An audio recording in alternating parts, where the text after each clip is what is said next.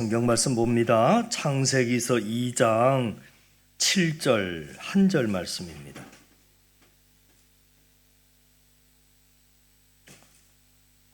광고 말씀드렸습니다마는 재직 여러분들 오후 재직 세미나에 꼭 참여하시고 그냥 가지 마세요. 2장 7절 같이 읽습니다. 여호와 하나님이 땅에 흙으로 사람을 지으시고 생기를 그 코에 불어넣으시니 사람이 생명이 되니라. 아멘. 우리 앞뒤 옆 사람 살피시면서 인사 좀 나누십니다. 반갑습니다. 반갑습니다. 아부야, 오늘 빈자리가 많네요.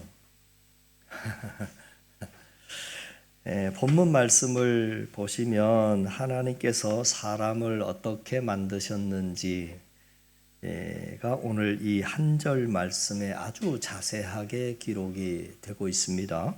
오늘 본문 내용을 보시면 여호와 하나님이 땅에 흙으로 사람을 지으셨고 생기를 그 코에 불어넣으시니 사람이 생명이 됐다, 이렇게 나와 있습니다.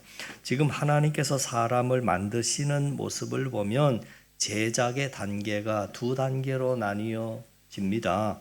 먼저는 흙으로 육체를 만드셨다는 거지요. 그렇지만 육체만으로는 온전한 사람이 될 수 없기 때문에 하나님께서는 그 코에 생기를 불어넣으셨는데 이 생기가 영혼입니다. 그래서 하나님께서는 먼저 몸을 만드시고 거기에다가 영혼을 불어넣어 주셔서 드디어 오늘 말씀 보니까 생영이 되었다. 즉 생명이 있는 온전한 사람이 되었다, 이렇게 말씀하고 있습니다. 우리가 여기서 알 수 있는 것은 우리 사람이라고 하는 존재는 육체와 그리고 영혼이 결합된 존재라고 하는 것입니다. 그런데 우리가 살면서 많이 실수하는 것 중에 하나가 뭐냐면 자신이 영혼이 있는 존재라고 하는 것을 잊어버리고 살 때가 많다는 겁니다.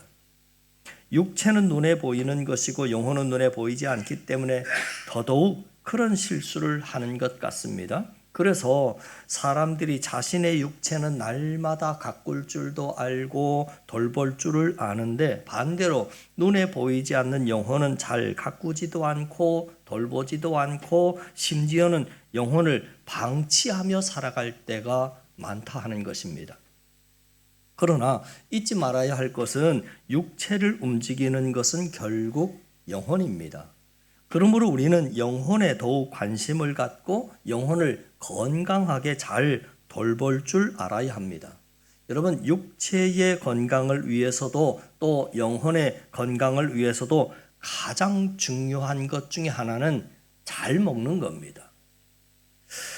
충분한 영양소가 먹는 것을 통해서 공급이 잘 돼야 육체도 건강해질 수도 있고 영혼도 건강해질 수 있습니다. 우리는 육체의 건강을 위해서 하루 삼시 세끼를 먹습니다. 밥과 그리고 간식을 통해서 몸에 필요한 영양소를 계속 공급합니다. 그런데 그것은 영혼도 마찬가지입니다. 영혼도 양식을 먹어야 하는데 영혼의 밥이 그 양식이 뭔가에 대해서 예수님께서 이런 답을 하셨습니다. 마태복음 4장 4절 말씀에 보시면 사람이 떡으로만 살 것이 아니라 하나님의 입으로부터 나오는 모든 말씀으로 살 것이다 하고 말씀하십니다. 무슨 말이냐면 사람이 진정으로 건강한 삶을 살기 위해서는 육체의 양식만이 아니라 영혼의 양식도 함께 먹고 살아야 하는데 그 양식이 하나님의 입으로부터 나오는 말씀이라 하셨습니다. 우리의 육체가 건강하려면 영양소가 계속 공급되어야 육체가 건강하듯이 영혼이 건강하게 잘 자라기 위해서는 하나님의 은혜가 계속 공급되어야 하는데 그 하나님의 은혜가 어디로부터 나온다고요? 말씀을 통해서 나온다 하는 것입니다. 그래서 예수님께서 사람이 떡으로 살면 안 되고 하나님의 입에서 나오는 모든 말씀으로 살아야 한다 하고 말씀을 하셨습니다. 지금은 광우병이 별로 사회적인 문제가 되지 않습니다만은 과거에 광우병이 정말 크게 문제가 되었던 때가 그런 시절이 있었지 않습니까? 광우병, 글자 그대로 소가 미치는 병입니다. 이 광우병이 왜 생기나? 소가 운동을 적당히 하지 않아서 운동 부족으로 생기는 병이 광우병이 아닙니다. 광우병의 주된 이유는 먹는 것에 있는 겁니다. 하나님께서 소를 만드실 때 소는 풀을 먹고 자라도록 하나님이 만드셨습니다. 그러면 소는 그 하나님의 창조 원리에 따라서 푸른 초장에서 풀을 뜯어먹고 살 때 소는 가장 건강한 삶을 살 수 있습니다. 근데 먹어야 할 풀은 안 먹고 사람들이 만들어준 동물성 사료를 먹게 됐을 때 말 그대로 치명적인 문제가 생겼는데 그 문제가 광우병입니다. 그것은 사람도 마찬가지입니다. 결국 우리들의 영혼에 생기는 문제도 먹는 것에 달려있다 하는 것입니다. 하나님께서 우리를 만드실 때 밥만 먹으면 되는 존재가 아니라 하나님의 말씀도 같이 먹어야 하나님이 의도하신 바른 삶을 살 수 있도록 우리를 만드셨습니다. 그런데 사람이 밥만 먹고 하나님의 말씀은 먹지 않으니까 말 그대로 마음속에 은혜가 고갈이 되다 보니까 영혼의 건강에 치명적인 문제가 발생했는데 그 치명적인 문제는 죄의 문제입니다. 자, 이렇게 내 영혼에 공급되어야 할 영혼의 영양소인 은혜가 고갈됨으로 말미암아 마음에 생긴 대표적인 질병이 바로 죄입니다. 우리는 하루에도 수많은 죄를 마음과 생각으로 짓습니다. 마음속에 그렇게 짓다가 어느 순간 마음과 생각으로 지었던 그 죄가 드디어 밖으로 튀어나옵니다. 행동으로 나중에 옮겨지는 거지요. 말씀을 통한 은혜가 내 안에 흘러 들어오지 않으면 우리는 자연스럽게 마음속에는 분노가 쌓이고 낙심과 좌절과 우울함과 등등 그러한 질병들이 계속 몸에 쌓이게 되는 겁니다. 그래서 사람이 분노에 사로잡히고 낙심에 사로잡히고 불안과 초조에 사로잡히고 우울함에 질병에 빠지게 되는 겁니다. 이게 전부 다 말씀과 은혜가 고갈될 때 나타나는 증상입니다. 그래서 성경은 어떤 사람을 복 있는 사람이라고 말하느냐면 시편 1장 1편 2절 말씀해 보니까 복 있는 사람은 그랬는데 이 복 있는 사람이 어떤 복 있는 사람인가? 오직 여호와의 율법을 즐거워하여 그 율법을 주야로 묵상하는 자다 하고 말씀합니다. 성경이 말하는 복 있는 사람, 성경이 말하는 정말 건강한 사람은 누구냐 했을 때 여호와의 율법을 즐거워하고 그 율법이 하나님의 말씀이지 않습니까? 그 말씀을 즐거워해서 주야로 묵상하는 자다. 그러니까 말씀을 통해서 계속해서 은혜의 자양분을 받아들이는 사람이 진짜 복 있는 사람이고 건강한 사람이라는 겁니다. 묵상이라고 하는 단어는 어원이 어디에서 왔냐면 소가 되새김질하다 하는 단어에 그 어원이 있습니다. 그러니까 내가 말씀을 한 번 듣고 잊어버리는 것이 아니라 그걸 하루 종일 계속 되새김질을 하는 겁니다. 사람이 말씀을 통해서 은혜를 받으면 아까 은혜가 결핍되었을 때도 나타나는 증상들이 있듯이 말씀을 통해서 내 안에 충만한 은혜가 들어오면 또 나타나는 현상들이 있습니다. 몇 가지가 있는데 그중에 대표적인 것들을 잠깐 살펴보죠. 시편 19편의 말씀을 한번 보시죠. 시편 19편 7절, 8절 말씀을 보시면 하나님의 말씀을 통해서 은혜를 받게 되면 이러한 네 가지 좋은 현상이 나타난다 하고 말하고 있는데 잘 주목해서 보세요. 그 네 가지 현상이 뭔가? 7절, 8절입니다. 같이 있습니다. 시작. 여호와의 율법은 완전하여 영혼을 소성시키고 여호와의 증거는 확실하여 우둔한 자를 지혜롭게 하고 여호와의 교훈은 정직하여 마음을 기쁘게 하고 여호와의 계명은 순결하여 눈을 밝게 한다. 그랬습니다. 방금 읽었던 말씀 안에 우리가 말씀을 통해서 은혜를 받으면, 충만한 은혜를 받으면 나타나는 네 가지의 대표적인 현상을 말하고 있는데, 첫째, 영혼을 소성시킨다 그랬습니다. 영혼을 소성시킨다라고 하는 말은 말 그대로 영적인 양분을 공급받지 못해서 메마르고 고갈되어 시들었던 영혼이 말씀을 통해서 은혜를 받으면 다시금 되살아난다. 부흥한다. 영혼이 건강해지고 다시금 튼튼해진다. 그 말이죠. 그런 능력이 말씀을 통해서 공급된다 하는 것이고요. 둘째, 지혜로워진다 하고 말하고 있습니다. 옛날 어르신들이 이런 말을 하는 것을 들은 적이 있습니다. 사람이 미련한 데는 약도 없더라. 그러잖아요. 네, 여러분, 미련한 데 약이 있습니다. 무슨 약이냐면 구약이 있고요, 신약이 있습니다.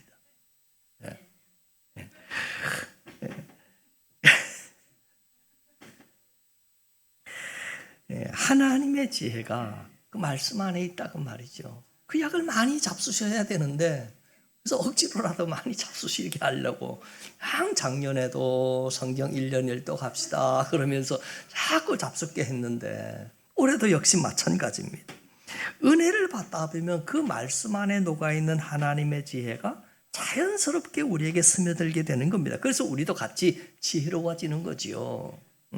수많은 인생들의 문제를 풀어가기 위해서는 사실 우리에게 필요한 것은 지식이 아니라 지혜입니다. 여러분, 학교에서 가르쳐 주는 건 그 지식입니다. 그러면 지혜는 우리가 어디에서 배울 수 있느냐? 바로 하나님의 지혜가 담겨져 있는 성경 말씀에서 배울 수 있는 거지요. 네. 여러분, 잊지 마십시오. 지혜가 하나님의 말씀 안에 있다. 셋째, 여호와의 교훈은 정직하여 마음을 기쁘게 한다. 여러분, 마음이 우울했던 사람도 은혜를 받으면 우울함의 먹구름이 사라지면서 마음의 기쁨의 찬란한 태양이 떠오른다는 겁니다. 여러분, 그러니까 마음이 나는 좀 꿀꿀합니다. 그럼 뭐 하라는 얘기예요? 말씀 들여다보고 은혜 받으라는 얘기입니다. 은혜 받아야 돼요. 지난 시간에도 여러분, 우리 재직 세미나를 하면서 마지막에 제가 무슨 말씀을 재직 여러분들이 은혜 받는 일에 최선 다해야 합니다. 왜냐하면 은혜를 받아야 그 다음에 섬김도 하고 봉사도 하고 하는 거지, 은혜가 없는 사람이 섬기려고 하고 봉사하려고 하면 그 억지로 하는 거니까 괜히 그것 때문에 시험 들게 돼 있습니다. 은혜 받는 일이 여러분, 우리가 섬김과 봉사와 직결된다 하는 겁니다. 그러니까 재직일수록 더 많이 은혜가 충만해야 됩니다. 그 일에 최선 다해야 하지요.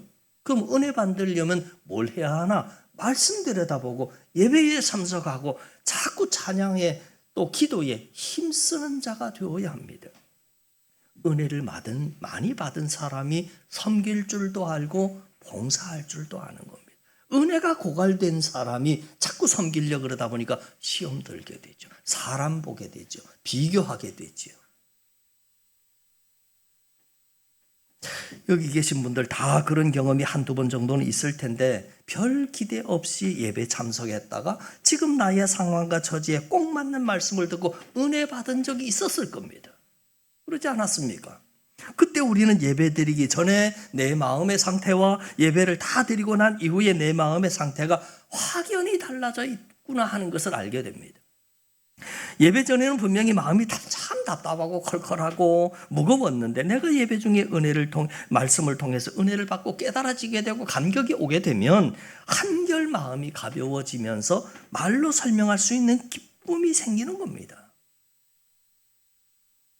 여러분, 생각해 보세요. 말씀을 통해서 내 안에 은혜의 영양소가 물밀듯이 들어오면 우리 마음속에 있는 염려, 두려움, 걱정, 근심, 이런 먹구름들이 다 물러가고 그 자리에 하나님이 주신 기쁨과 평안이 들어옴으로 말미암아 드디어 진정한 쉼을 누리게 되는 겁니다. 그래서 성경 말씀에 하나님께서 사랑하는 자에게 잠을 주신다, 그렇게 말씀하고 있는데, 여기서 잠이라고 하는 것은 단순히 잠만을 의미하는 것이 아니라 평안을 주신다, 그 말입니다. 네. 사람이 은혜를 받고 마음이 평안해지면 그러면 그 다음에는 소화 기능도 회복이 되죠. 여러분, 사람의 소화 기능을 하는 위는 스트레스가 가장 1순위로 반응하는 데가 바로 위입니다. 그래서 위병은 스트레스하고 아주 밀접한 관계가 있는 거예요. 그러니까 여러분, 속이 안 좋다, 위병이 있다, 난 소화가 잘 안 된다, 그럼 뭐 해야 된다고요? 그렇습니다. 은혜 받아야 돼요. 은혜 받아야 되고 말씀 들여다봐야 되고 열심히 기도하고, 그러면 마음에 평안한 자에게 잠을 주신다 그러잖아요. 네. 사실 불면증이 있다, 마찬가지입니다. 불면증 있는 분들, 왜 잠이 안 와요? 근심 걱정이 있으니까. 위장 장애가 있다 뿐만 아니라 모든 질병의 근원이 다 스트레스에 있는 겁니다. 모든 질병의 근원은 스트레스인데, 내가 하나님의 말씀을 통해서 은혜를 받으면 그 은혜 가운데 스트레스가 눈 녹듯이 사라지는 겁니다. 그러면 말 그대로 마음만 회복되는 게 아니라 육체도 회복이 되는 거죠. 여러분, 세상 사람들은 끊임없이 쌓이는 스트레스를 해소할 방법이 없어서 어디다가 어떻게 무슨 방법으로 스트레스를 해소하는지 아세요? 온통 뻑뻑 피어대는 담배, 부어라 마셔라, 술 마시고. 근데 여러분, 잊지 마세요. 술, 담배는 사실 이런 것들은 잠시 잊어버리는 효과만 줄 뿐 스트레스를 근본적으로 해결해 주지 않는다 하는 겁니다. 그리고 그 술, 담배 문제는 결정적으로 우리의 건강을 더 악화시킨다는 거, 이게 문제지요. 건강에 해를 받는다 하는 게 문제입니다. 목사님, 그러면 술, 담배 하는 것이 무슨 죄입니까? 술, 담배 하면 지옥 갑니까? 아니요, 그렇지 않습니다. 술, 담배 한다고 누가 지옥 간다고 누가 그럽니까? 저는 그렇게 얘기하지 않습니다. 그런데 술, 담배 하면 천국을 빨리 갑니다. 건강에 해 받으니까 빨리 가죠. 그래서 하지 않아야 하는 거죠. 우리가 말씀을 통한 은혜가 계속해서 내 마음속으로 흘러들어오면 스트레스가 정말 눅눅듯이 사라지면서 육체의 질병도 낫게 되는 것을 경험합니다. 그래서 저와 여러분이 말씀을 통한 은혜로 말미암아 우리들의 마음, 우리들의 생각뿐만 아니라 육체도 더욱더 건강해지고 회복되는 은혜를 경험하는 저와 여러분, 우리 모두가 되실 수 있기를 주님의 이름으로 간절히 축원합니다. 자, 그런데 오늘날 사람들의 문제는 뭐냐면 너무 육체의 건강에만 신경을 쓴다 하는 것이 문제입니다. 육체의 건강을 돌보는 게 나쁘다는 이야기 아닙니다. 그렇지 않겠습니까? 지무도 가고 건강 보조식품도 열심히 사드시고 비타민C도 열심히 잡숫고 하세요. 그게 나쁘다는 게 아니라 육체의 건강만 신경 쓰고 돌보는 것이 문제라 그 말씀을 드리는 거죠. 그것만 가지고 건강해지는 데는 반드시 한계가 있습니다. 왜냐하면 건강의 반쪽짜리를 관리하고 있기 때문에 그렇습니다. 사람은 육체로만 만들어진 것이 존재가 아니라 영혼이 있는 존재라고 하는 것을 여러분 잊지 마세요. 그래서 내가 진짜 건강해지기를 원한다면 내 육체만 신경을 쓰면 안 되고 내 영혼에도 영양소를 공급해 줘야 합니다. 영의 양식을 부족함 없이 공급해 줘야 한다는 거죠.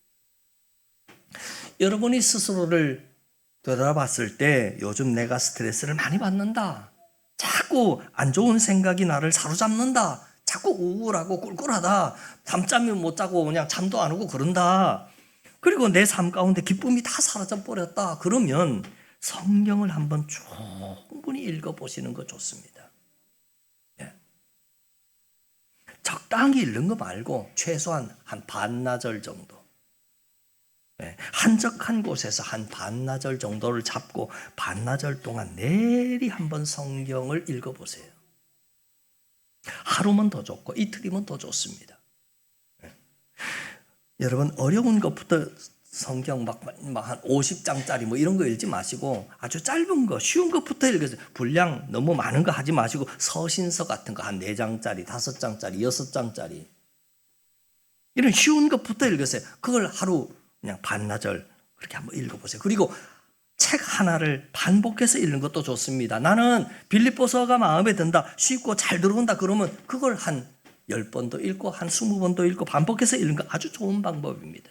여러분, 잊지 마십시오. 우리의 영혼을 살리는 것은 정말 우리가 전인적으로 건강한 삶을 원하신다면 영의 양식인 말씀을 공급해 줘야 한다 하는 것입니다. 중국에 워치만리라고 하는 분이 계셨죠. 20세기 분이신데, 이 워치만리가 꿈속에서 자기가 양자강을 배를 타고 건너가는데 물살이 갑자기 너무 세져서 오만 표류를 하게 됐습니다. 그 위기 속에서 앞을 쭉 바라봤는데 저 앞에 아주 큰 암초가 기다리고 있었습니다. 왜? 이대로 물살에 휩쓸려 가다가는 배가 그 암초에 부딪혀서 파손을 할 것이 빤해 보였습니다.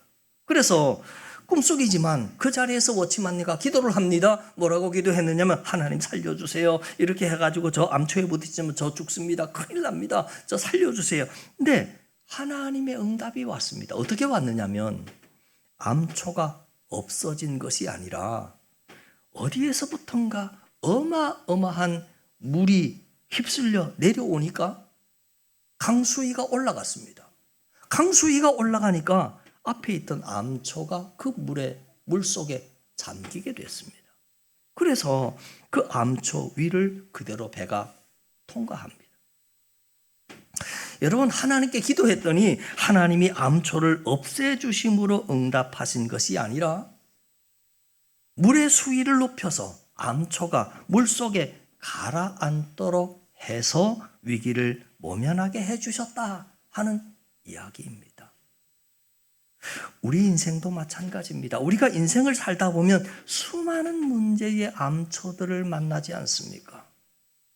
그런데 우리가 기도하면 하나님이 그 암초를 뽑아주시고 그 암초를 없애주심으로 응답해 주실 수도 있지만, 하나님이 큰 은혜의 물결을 내 마음 가운데 부어주십니다. 그러면 은혜의 수위가 올라가고, 은혜의 수위가 올라가니까 내 마음 가운데 있는 문제의 암초가 그 은혜의 강물 밑으로 잠기더라 하는 이야기입니다.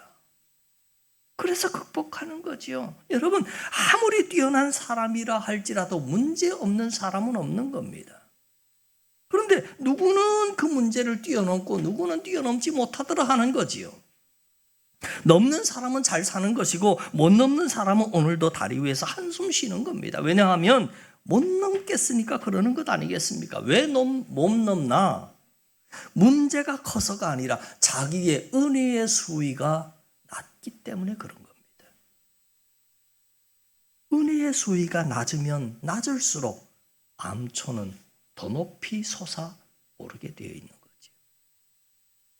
말씀을 통해서 은혜를 받으면 우리의 영혼만 회복되는 것이 아니라 육체도 회복이 되고, 동시에 우리 삶의 모든 문제도 극복할 수 있는 힘이 거기에 들어있음을 믿으실 수 있기를 바랍니다. 문제가 아니라 너무 낮은 내 은혜의 수위가 문제다 라고 하는 말씀을 드리고 있는 겁니다. 그래서 우리는 은혜를 구하고 은혜를 붙들고 놓치지 않아야 하는 겁니다. 자, 마지막으로 구약시대와 신약시대의 복의 개념이 다르다. 성경을 자꾸 읽어보니까, 목사님 그게 깨달아지네요 하시는 분 계시지 않습니까? 구약시대에는 복의 개념이 그랬는데 신약시대에는 복의 개념이 좀 달라지네요 하는 걸 깨닫지요.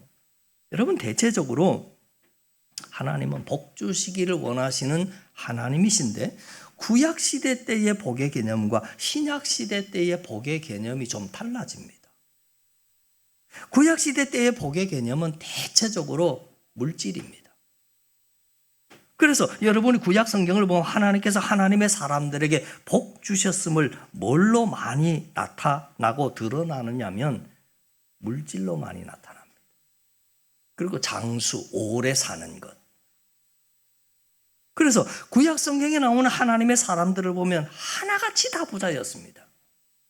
하나같이 다 오래 살았습니다. 그렇죠? 여러분, 구약 성경에서 하나님께서 복받은 사람 중에 가난했던 사람이 한 명이라도 있으면 말해보세요. 없습니다. 다 부자입니다. 아브라함 부자였죠. 이삭도 부자였죠. 요셉도 부자였죠. 야곱도 부자였죠. 그리고 나중에 욥도 부자죠. 다 부자입니다. 뭐 다윗도 부자고 솔로몬도 부자고. 부자뿐만이었습니까? 아주 오래 살았죠. 누구는 몇백 년을 살았대더라. 누구는 뭐 100세까지 살았대더라. 야, 어떻게 그렇게 살아? 그 복이지요. 성경이 말하는 복입니다. 내가 장수하게 해줄 거야. 근데 그 복의 개념이 신약으로 넘어오니까 그 복의 개념이 좀 달라집니다. 신약으로 넘어오면 순종을 잘하고 그러면 부자가 됐다더라. 물질을 많이 주셨다더라. 그런 내용은 신약 성경에서는 좀처럼 찾아올 수 없을 겁니다. 최고의 복의 개념이 물질의 개념, 또 장수의 복이었다라고 한다면 신약으로 넘어오면서 그 개념이 뭘로 바뀌느냐면 은혜로 바뀐다는 겁니다.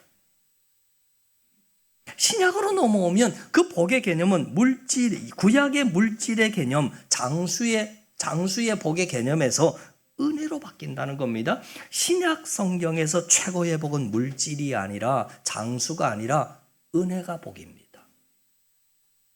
말씀을 통해서 내게 밀려 들어오는 은혜보다 더 큰 복이 없음을 성경은 말하고 있는 겁니다. 그래서 우리가 서신서를 보면 항상 서신서의 맨 마지막에 뭘로 끝나? 복을 빌어주시는데 서신서의 마지막에 축복을 빌어주는데 그 축복의 내용이 뭔가? 은혜를 받아라 하고 끝이 나요. 은혜를 받아라. 성경 한번 보십시다. 서신서 한번 보지요.